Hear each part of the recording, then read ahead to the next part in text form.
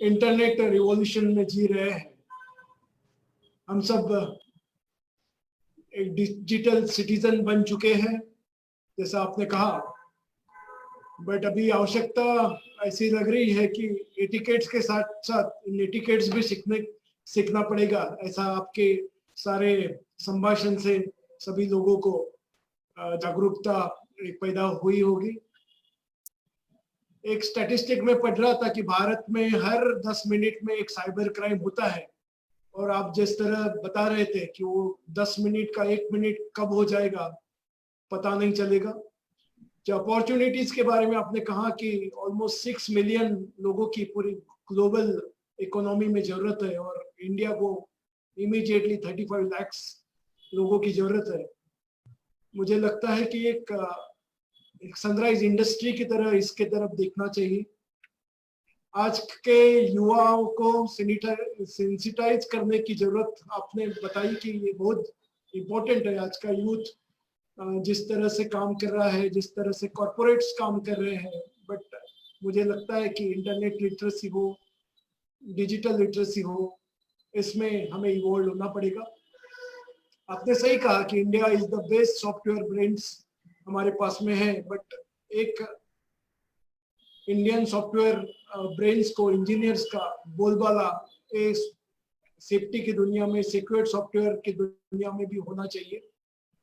India में smartphone users बहुत सारे हैं, बट स्मार्ट यूजर्स की थोड़ी कमी दिखती है, जो जैसा आपने एक शंका उपस्थित की।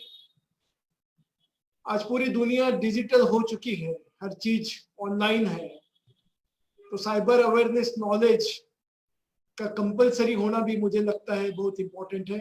आपने कहा कि डेटा ये डेटा नहीं, जीवन है। मुझे लगता कि एक न्यू ऑयल अगले पूरे नेक्स्ट सेंचुरी तक रहेगा।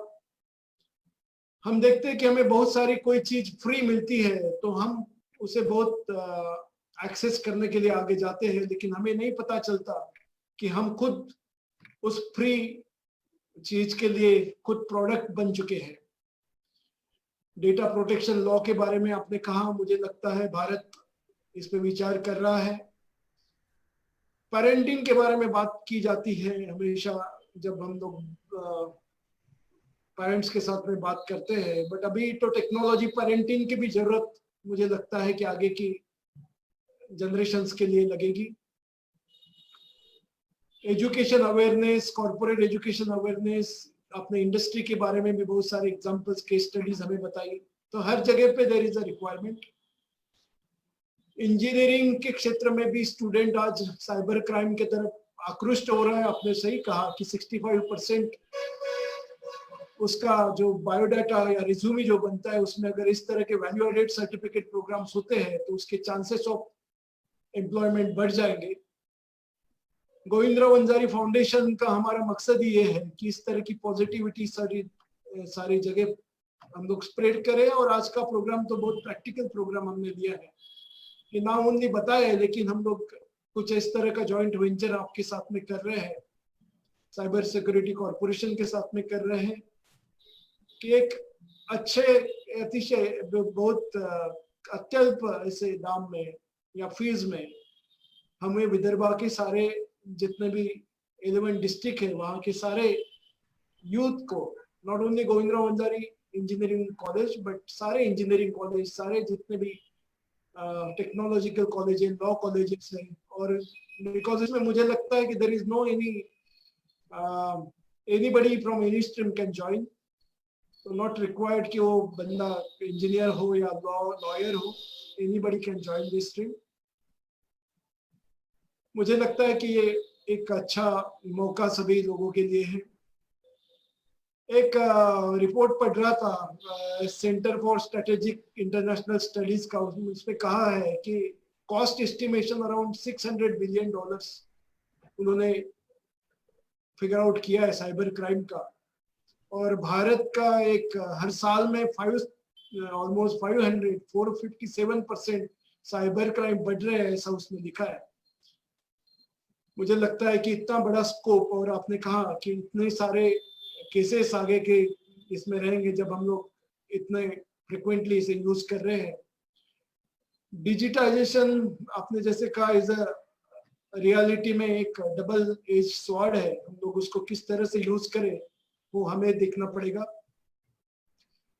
Rethinking on digital security is need of an hour.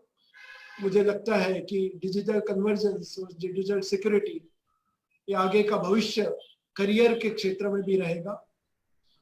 आपका मार्गदर्शन हमें हमेशा मिलता रहेगा। आपने बहुत आपका जो कीमती वक्त है वो ऑलमोस्ट 1.5 आवर से आप हम सभी से बात कर रहे हैं और पूरे विदर्भा के जो लोग हैं आपको सुन रहे हैं, और आगे भी आपने हमें साथ रहने का एक वादा किया है। एक जॉइंट वेंचर हम लोग आगे लेके जा रहे हैं। मैं गोविंदराव वंजारी फाउंडेशन की तरफ से आपका आभार व्यक्त करता हूं कि आपने इतना आपका कीमती समय दिया। और ये रिवॉल्यूशन आपने कहा ये मुहिम है, ये इसमें हम चाहते हैं कि आपका साथ दे और एक आपने जैसे कहा स्वच्छ भारत, एक स्वच्छ समाज बनाने की तरफ हम सभी मिलके एक इंटरनेट रिवॉल्यूशन के साथ साथ डिजिटल इकोनॉमी के साथ साथ यहाँ के रोजगार निर्मित के लिए भी एक क्षेत्र की तरफ देखें, क्योंकि ये सबसे बड़ा चैलेंज अभी भारत की तरफ है कि आत्मनिर्भर तो बनना है, बट साथ साथ कौन से क्षेत्र में जाना है, कहाँ से आत्मनिर्भरता आएगी, और एक कंफ्यूज स्टेट ऑफ माइंड में आज का यूथ है। उन्हें सही तरह से डायरेक्शन देने का काम गोविंदराव वंजारी फाउंडेशन की तरफ से हम लोग कर रहे हैं और आपका साथ हमें इसमें मिल रहा है। हम सबका ये सौभाग्य है।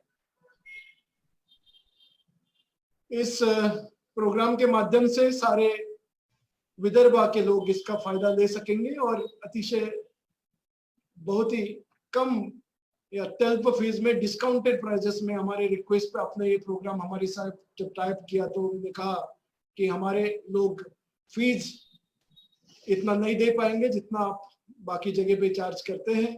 तो आपने भी हमारी रिक्वेस्ट को माना और बहुत ही अत्यल्प इसकी फीस रखी। इसका एडवांटेज सारे लोग लेंगे ऐसी मैं आशा करता हूँ।